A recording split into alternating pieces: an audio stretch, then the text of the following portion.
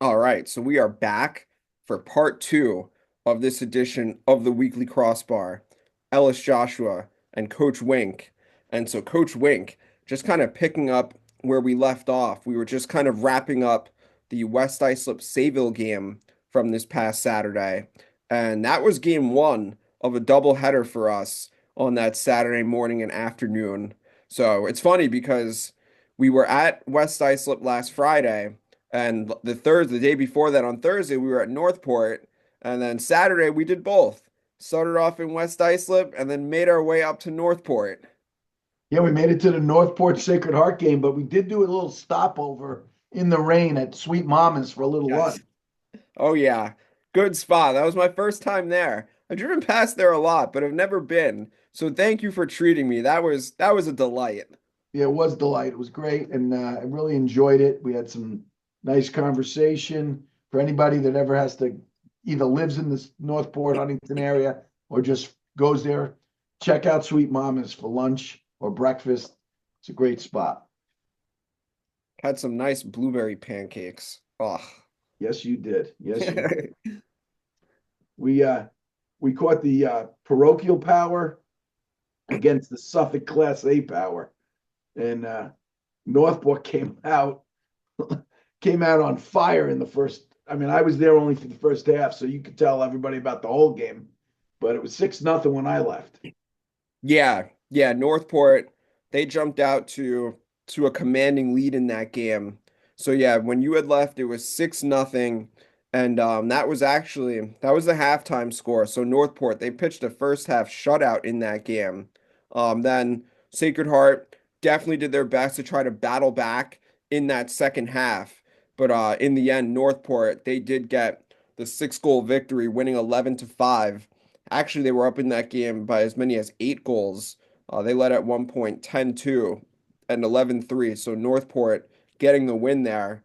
And we should mention, so the reason why that game was played is because for Sacred Heart, they have a new coach with Coach Chloe Hoschel, who's from Northport. So I got a chance to interview her a few weeks ago, and she was definitely excited to get that game scheduled and had a chance to coach against her former high school Coach Rose of Northport. So a little connection there between the two coaches for each program. So that's why they got that game on the schedule as a non-league matchup. Yeah, it was interesting. Obviously, it's cool to coach against your mentor. The woman that helps you get where Chloe played at Jacksonville, and now she's coaching at Sacred Heart. But that's really interesting to play against the woman who basically taught you the game. And I found very interesting is Northport this year is strong at the attack and strong at the defense, and they're playing some of their defenders at the midfield. Yeah, I thought in that particular game, I thought it worked real well. I mean, obviously Northport they're still undefeated, so obviously yep. they're holding on to. They're not blowing people out like they have in the past. It's more competitive games, but Coach Rose, that's one thing she knows how to do with over 500 wins. She knows how to win. Yeah, absolutely. Winning is in her DNA, and like it's really just about maximizing the players on your roster because obviously it changes year in and year out. So like you said, having some of their defenders play some midfield this year, which could be a little bit of an adjustment, but they're definitely making it work so far. Players like Emma Greenberg, Sophia Melli, two of their stud defenders that were playing defense all the time last year, and now this year playing more midfield. Greenberg also taking some draws as well for Northport, and she won a few draws. Definitely held her own there on the draw, but yeah, that was a good win for Northport. And Riley Cash, we could talk about her, the sophomore. She was 3-1 for the Tigers, so a nice day at the office for Riley. Oh, that was pretty cool actually. So Riley being a POG in that game on Saturday, and her brother Logan a POG in the Huntington game just 2 days before that. Yeah, I don't know if have we had back to back POG male and female siblings. I don't remember that. I don't remember. I'd have to go back to the archives to the IG stories. Yeah, I don't think so, but both of them have played really well. Riley's going to be a big time recruit coming off the island. We got to talk a little bit about their goaltender, Yeah, Charlotte, Cuneo. right? She's a 26 uncommitted goalie, correct? That's right. Yup. College coaches, if you're listening to this, you got to get her film, dude. This girl can play, and you should be all over her. She does a great job. She does a great job running the defense, communicating, obviously stopping the ball. So she's a big asset. So hopefully she'll find a home over the next 6 to 12 months. But Northport is back and looks like it's Comac, Northport. What would you say? Comac, Northport, Huntington, Longwood in the A's? Is Yeah. that where you go? You go those five? So I'd like to see, well, yeah, Comac, Northport, Huntington, Longwood, Ward Melville. We haven't seen Longwood yet, so we Yeah, I we got to watch Longwood. yeah, we definitely have them on the radar. We got to see Ward Melville yesterday. We'll get into that a little bit later. But but yeah, the A's are gonna be competitive for sure. I think there's a couple of different ways that the county final could end up shaking out. Um, but oh yeah, also too, just continuing with the Northport Sacred Heart game. Want to shout out Megan Florio. She had 2 goals in that matchup for Northport, also a sophomore. So they have a few sophomores that obviously are big time players this year, but they'll also have them for the next couple years after that. So Northport, they will continue to be right in the mix. And then for Sacred Heart, Allie Reesner on the draw. She won 8 draws in that matchup. So Reesner with a good day on the draw also scored a goal. Colleen Thieck, she had 2 goals for Sacred Heart. Katie Flaherty with the goal. And in the net, Olivia Monago, 11 saves. So she was 11 saves. She was 50%. Definitely did her best to keep Sacred Heart in that matchup against a tough Northport opponent. Yeah, Sacred Heart is obviously under a new regime. They have a new athletic director who seems like a really wonderful person. I've dealt with her to get all the stats and the scores and the rosters. She's been great. So it's exciting to see that Sacred Heart is under some new leadership and looking forward to following them throughout the parochial season. I know they got a matchup. I believe they play their arch rival St. Anthony's Friday, right? Tomorrow? Yeah, yup. The storied rivalry between St. Anthony's and Sacred Heart. Round one tomorrow. Okay, and that game I believe is at Sacred Heart in Hempstead. So for any of you that are out there that want to see it, should be an interesting game. Yeah, absolutely. And we got to see their counterpart. We don't normally go to games on Sunday. That's rare for us, wouldn't you say? Yes, that is a rare Sunday game. First of all, just a rare game to be played on a Sunday. And anyway, but rare that the LILJ is out there on a Sunday, unless it's like the Long Island Championships. Um, but for the regular season, we were out there this past Sunday. We made the trip over to Rutgers University for a battle between St. Anthony's, the number one team in the country, and they took on Morristown from New Jersey. So that was a great trip. I mean, as soon as we pulled up to Rutgers, because that was my first time actually on the campus, I was just like, wow, this place is sick. Yeah, it's big time. It's like That's you the pull real up and you're like, deal. it's like they have a campus just for athletics. Yeah, It's pretty cool, right? Stadium, stadium, stadium. right. And they have facilities galore. I mean, they're big time university. You know what I mean? They got big time football, big time basketball, and big time lacrosse. So from our standpoint, that game was set up because Morristown was one of the state champs in Jersey last year. Hmm. Obviously, they wanted to try to get a shot at the number one team in the country. Early on, I got to tell you, It was a game. oh yeah, It was the a game. Morristown girls came to play. They did. They did. I think though that game just kind of showed why St. Anthony's or how St. Anthony's is able to win games due to their depth. Yeah. That's the difference. St. Yeah. Anthony's having so much depth and so many different players that they can throw at their opposition, being a parochial school. That was the difference because Yes, Morristown, it's the they difference, and especially with the shot clock. The right. shot clock makes a huge difference because you can't sit on the ball and rest to get your breath or your legs. You know what I mean? Because otherwise the shot clock goes off. And I thought the St. Anthony coaching staff did a great job wearing down a very talented Morristown team, but not a very deep team because obviously they don't have the numbers that SA had. And what was it, 7-4 at halftime, I believe? Yeah, so 3-2 after the first St. Anthony's, 7-4 at the half St. Anthony's. And then the final score wound up being 15-4 St. Anthony's. So the defense pitched a shutout in quarters 3 and 4. We got to shout out that Friar defense because Yeah. that was a masterclass that they put together in that second half. Yeah. Well, obviously you realize that because four of your six POGs were defenders.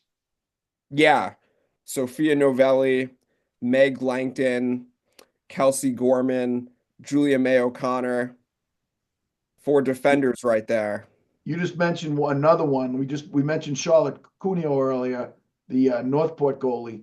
Megan Langton is another 26 that's not committed. That's a girl that you got to come see this.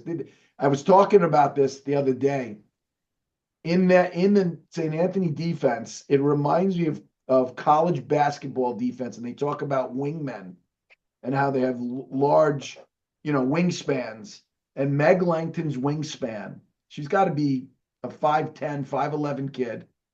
She's athletic. She's all over the place. I mean, she plays Oh, with Novelli, who's going to Vanderbilt, Gorman, who's going to Siena, O'Connor, who's going to Cuse. So she plays with excellent defenders. I'm probably forgetting. I'm forgetting a defender. Who's the fourth? well, you also have as like a D midi Devin Lang Who's going to going Princeton? to Princeton. So, and she's the only one I think in that defense that's not committed. In that, obviously that's she's a 26. I would take a look at her film. That kid is an athlete. 100%. She had a great game. She Really, did.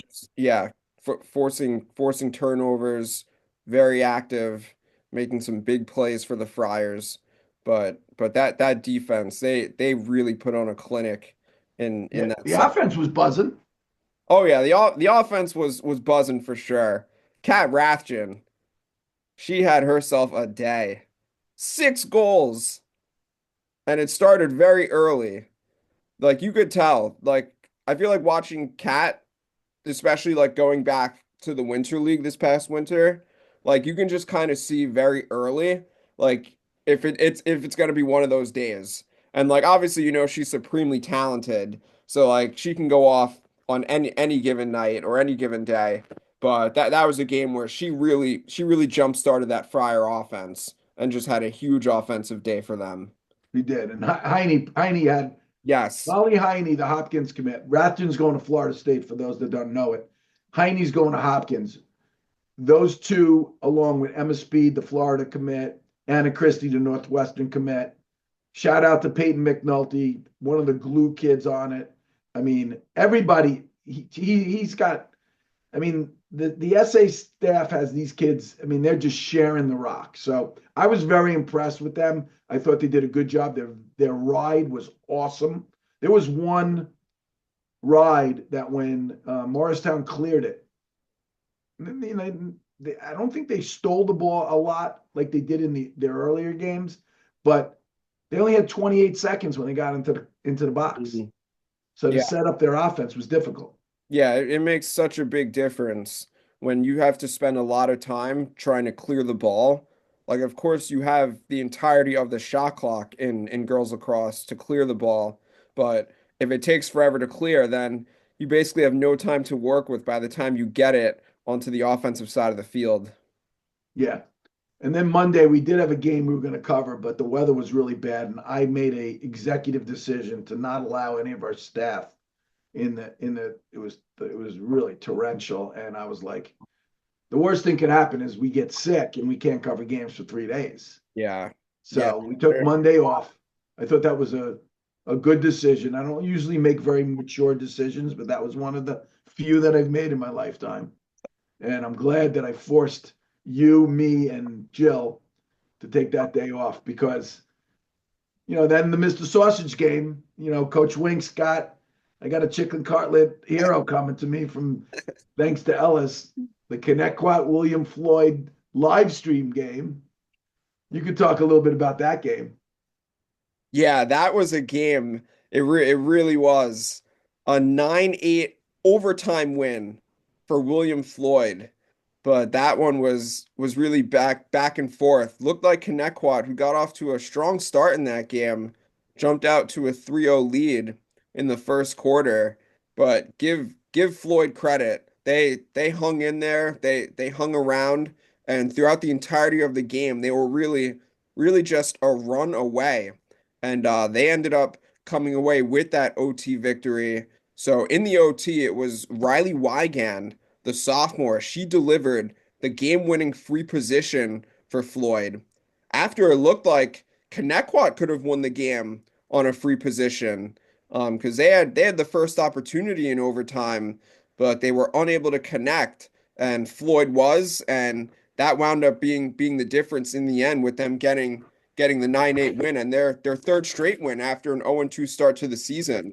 So Floyd definitely trending upwards as the season progresses here. But that was a really fun game to call. It was. Yeah, I thought you guys did a great job. Um, you and Brendan Campbell did a really good job calling that game. I thought the LI Sports Network did a great job covering it. I thought the social was great. A little shout out to Hipperling, the goaltender for Yes. William Floyd. I thought she was the difference maker when needed. You know what I mean? Because I thought Coach Sal and Coach Morrow did a great job. Yeah, I know where you're going. Yep, shutting off Emma DeMeo because she's a stud, the Stony Brook commit. They had no answer to get her open, and other girls stepped up. I thought Ava Tiedemann had an awesome game. Yep, she had a hat trick. The LIU Madison Wadecki played out her you know what. also a Um, hat trick. both of those kids, I thought with it, they stepped up when DeMeo's being shut. Hmm. I thought Emma stayed composed. She had one goal, right? Emma had one goal. I think she had a Yeah, free she throw, did. right? She did. Yep, scored in a free position. Yeah, but I thought I mean, that kid DeMeo's she's a problem. So I'm sure people are going to take some pages from Coach Sal's book and try to shut that kid. But Floyd, they battled, dude. They battled. So I give them a lot of credit. Connetquot, they had some kids. The kid lineman did a great job. She's Oh, only what is she, a freshman? Genevieve Lyman on the draw, she was awesome. And so she's a freshman, as you mentioned, and she's already in her third year of varsity. So she has a lot of experience now already, even as a freshman. But I thought she was great on the draw. Won the majority of the draws, but also because that game was so close, won the draws in big spots too. Yeah, yeah, and that's where that's where a hot goaltender is so important because you come up with big saves like in OT, then you got a chance. So great game. I enjoyed it immensely. We were inside in a press box, but it was frigid. It was frigid and the wind was brutal.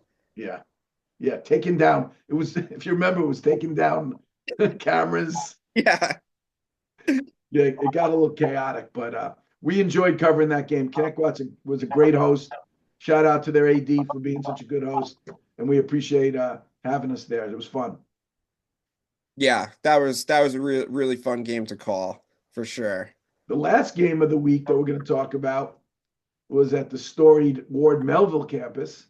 And before I get into the game, I had a little interesting conversation with Peyton Phillips' mom. Um, a little, as they call lacrosse geography.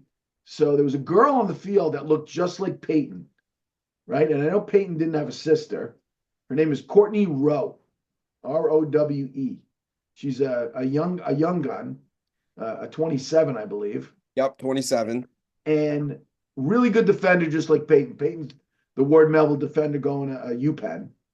And Rowe, when you look at her, you think it's like Peyton's twin sister, right? Don't you? Yeah.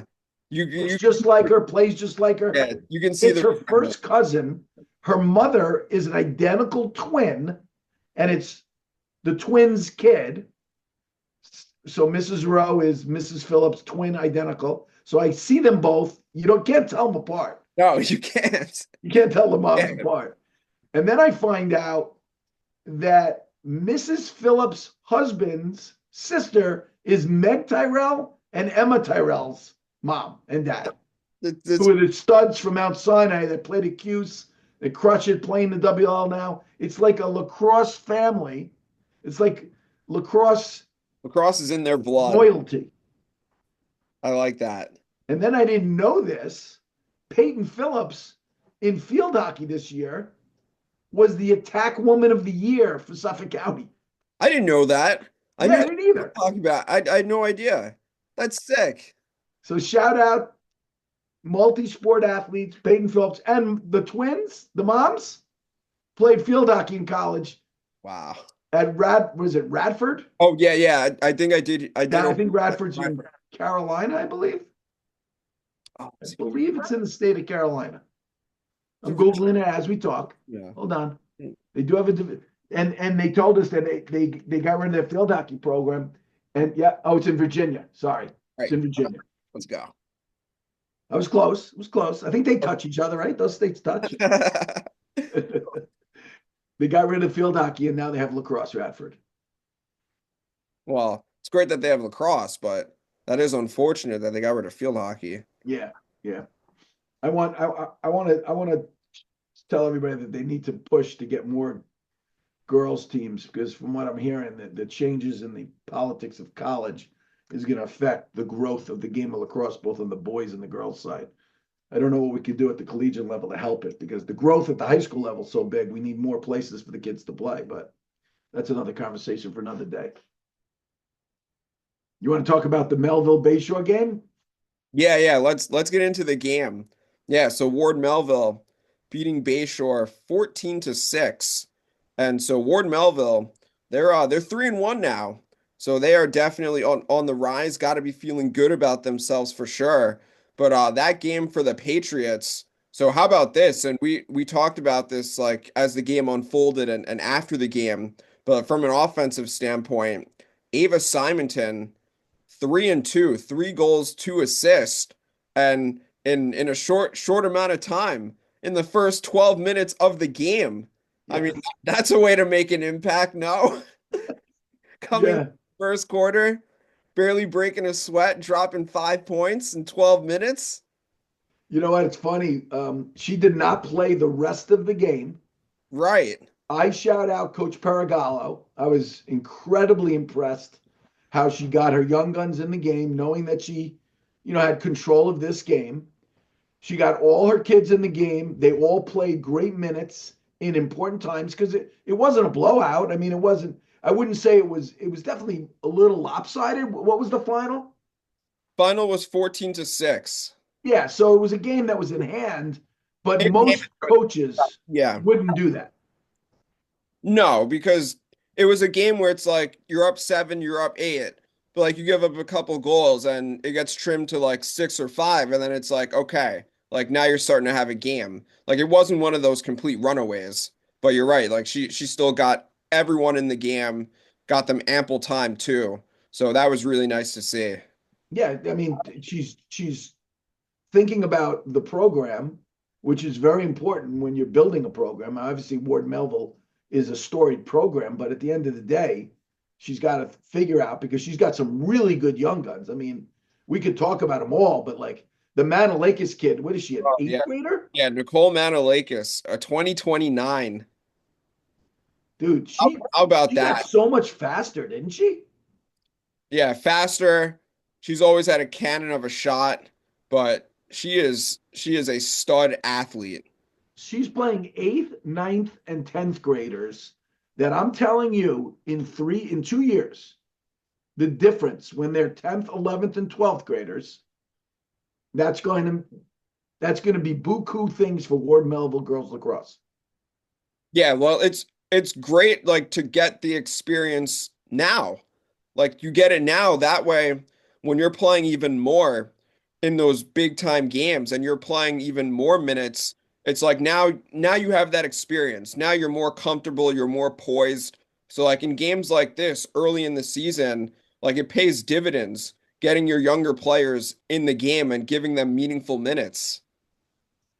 I agree, a little coming out party for Olivia Zumo. I thought she Yeah. showed great. I mean, we know Kira Perosi, who's one of your POGs with Simonton, and the third one was Zumo. I Yep. had never seen Zumo at that level. So I saw some really good things. I think what she's doing is going to help her come playoff time Oh, because these definitely. younger kids, Definitely. they say freshmen by the end of the season are really sophomores. Yep. That's what she's doing. Right. So shout out to Coach Paragallo for doing that. I think it's smart. I think it's going to pay dividends for the Ward Melville program. And good job.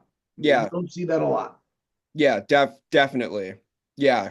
Um, I mean, just a little bit more on the game. Like Mae Feldman, that's another young gun for the Patriots. She had Freshman. two goals and an assist. Like we mentioned earlier with Manalakis, 2-1. So like that's huge. That's important. Getting a lot of time early on in the season, in these meaningful games. Yeah, it's exciting. And Bayshore had some dudes. The kid Brewer Yeah. impressed me. Yeah, Caitlin Brewer, she had a hat trick for Bayshore. And Caitlin Brewer, so she's naturally a defender, at least like on the club circuit, but playing midfield for Bayshore, scoring 3 goals. Also Haley Nislansky, she was 2-2 for Bayshore as well. There was there was one goal that we were a little dubious of, Oh, but the one that we nobody could tell it hit someone's foot. That one. yeah, it didn't. I mean I just gotta say it like I saw it. I don't think it went in, but stuff happens. You know what? I was really curious if the referees were going to come to you, to your cell phone, and Yep. ask to use it for video replay, like they do in all these damn basketball games now. Like the games are being delayed just because there's so much replay. Yeah, I know. They no, they won't come to me. They won't come to any videographer or photographer. So I mean sometimes unfortunately you miss one. It it happens. Fortunately it wasn't in the biggest of spots. Because obviously if the game was much closer could have led to a different outcome. But no, they weren't gonna come to me. And I Yeah, because I definitely thought it's funny. Nobody even came over, and because you were the only one videoing the game, there was. I mean, I don't know if they were filming it on a huddle or whatever they do. I don't know their situation there, but I was curious why nobody even asked. Because to me, I just want to get it right. I don't really care. If you got it wrong, we'll switch it. Big deal, right? Yeah. Yeah, I mean at the end of the day, it's all about getting the call right. Yeah, it was interesting, but that was good. I got to tell you something. We're gonna add this our second podcast of the year, and today and tomorrow and Saturday. I mean, we got some really good games. Like today's, we have a double header today, and I'm excited to see these four teams. Um, I've seen one of them this year. I haven't seen the other three. I'm talking, right? We've only seen one of them. Yes, we've seen one of the 4 teams that we're seeing today. Yeah, there's some great games today. I'm going to give you whoa, we got to talk about the wins. Yeah, I was gonna run through that too. Yeah, Oh, talk about that win for West Hampton. yeah, okay. So why don't we yeah, we'll start there. So we got to go back. That game was on Saturday, I believe. So West Hampton girls with a signature win over New Canaan of Connecticut, winning that game in overtime 10-9. So in OT, it was the sophomore Tierney McEntee scoring the game winner. Reese King had the assist.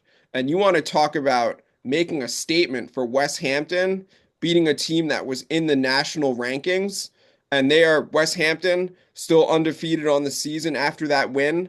I mean, that is big time what a win for the Hurricanes. Yeah, that was a great win. And very proud of the girls going up to New Canaan. I believe the game was at New Canaan, correct? Yeah, at New Canaan. And by the way, they were down a girl when that goal was scored to win the game. Oh, yeah, yeah. They were man down. You're 100% correct. That's amazing. Yeah, Great. In OT. yeah, in overtime. Yeah. And they probably didn't play with a shot clock, so they didn't have to go to the cage. But if you watch it I saw it on video. Reese made a great play as McAtee cut top side. She found her open and she stuck it. And that was pretty cool. It was a pretty cool and exciting time. Congrats to the Lady Hurricanes. There were a couple big wins also. We got to talk about the Yeah, Comsewogue win beating Rocky Point. yeah, that's another really good win. Comswag getting the 12-10 win over Rocky Point. So that is definitely a great way to get your first win because WOG, they were 0-2 going into that game, but they had some tough opponents. I mean, we were at the Comswag Comac game. They hung tough in that one. Then they lost to West Islip. Obviously, we know how good West Islip is. So two tough teams to start off on the season, and then a third tough team in Rocky Point, and they were able to come away with the win 12-10. And seeing the box score, I mean, they jumped out to a 7-1 lead in the first quarter. So grabbing a decisive lead early in that game proved to be the difference as they hung on. Yeah, it's a great win for the WOG girls. And then two boy games, two Long Island teams beating two perennial powers from Westchester County, Hudson Valley. Southside, the state champs from last year, a rematch with Yeah. their semifinal team, Yorktown, the Huskers. You know Yorktown's nickname is the Corn Huskers, like Nebraska. I've seen the Yorktown unis, so I think I've seen Huskers on their jerseys. Yep, they're the Corn Huskers. And then they beat them 15-11, the Southside Cyclones. That's a great win for the Cyclones. And then GC coming off a tough loss on Saturday against the Severn School in Maryland. They played that game at St. Joe's University in Philly. They come back and play Rye, another state champ semifinal team. You know their nickname? I do not. I don't. The Garnets. Ah, the Rye Garnets. So Coach Wink is a Westchester alum. I grew up in Westchester County, so these are the teams that I played against as a young lad. And then Garden City took it to Rye at a neutral site at SUNY Farmingdale. Sent the boys and the girls have played games there. Would they win 13-9, I believe? 13-9 was the final. Great wins for the Long Island programs, taking on some national powers. Definitely. Hey, Strong Island, baby. That's That what was cool. That was cool. We're happy. We're very happy for our Long Island lacrosse teams. And then we're getting after it. We're going to see some real good ones. We got a game of the week tomorrow, which we mentioned. That'll be live streamed. Wanton Garden City boys, two powerhouses battling out at Wanton High School. That'll be live streamed on the LI YouTube channel. We're also going to have a link to watch it on Score Break if you're interested in the stat portion of the site. And then today, the doubleheader. Let's tell everybody about this great doubleheader we're doing today. Yeah, so we got a Suffolk County doubleheader on the girls' side. So the first game at 4 o'clock, you have Mount Sinai hosting Rocky Point. So that's the 4 o'clock game that we'll be making our way to later today. And then on the way back home, making a stop at Smithtown West to see Smithtown West against Bayport. Two undefeated teams going after it. So that should be a really, really fun game. I mean, those are two teams that, of course, going into this season had high expectations. Now we have an early season clash with those two teams being undefeated. Smithtown West 5-0, Bayport 4-0. Yes. And then this weekend, for those that don't know it, Suffolk perennial C Powers, Bayport High School and Sayville High School will be traveling to Rochester, New York to take on Bayport will be playing Victor High School and Sayville will be playing Penfield High School, both two high level. Victor has been in the state championship and won the state championship. Penfield's been in the sectional semis and finals, and Penfield is loaded. So that should be. Unfortunately, we won't. I don't know how we're going to get that game. They're not live streaming it. I reached out to some friends, That's but I mean, we'll have to just hope, and I'll be texting parents to find out how those games are going. I'm going to try to get a few parents to keep me in the loop during those games so we can let the Long Island community know what's going on in those games. Those are going to be really good games. Good yeah. luck, guys. That's a long trip. They're obviously spending the night up there in Rochester. So safe travels to our Suffolk County, Sayville and Bayport girls. Yeah, hopefully they come back with some great results. Yeah, I think they will. Those are two. Victor and Penfield have some like Penfield's top players going to Florida, Peyton Rothfuss, and one of the top 27s in the country leads Victor. This kid, Ali Pisano. Wait till you get a load of this kid. This lefty. She's a she is a problem. So I'm sure Bayport's going to figure out how to stop her. But I'm very curious to see how those games turn out. Yeah, hopefully we'll have some good results to talk about on the podcast next week. Yeah, well, I'll text with Gick and Jensen if it's a positive thing so I can get some rundown on the games and we'll let the world know about it. But this has been fun. Yeah, so I think that's gonna do it, Coach Wink, for this week's episode, two-part episode of Weekly Crossbar. So just want to thank you to everyone that tuned in, and we will talk to you on the other side.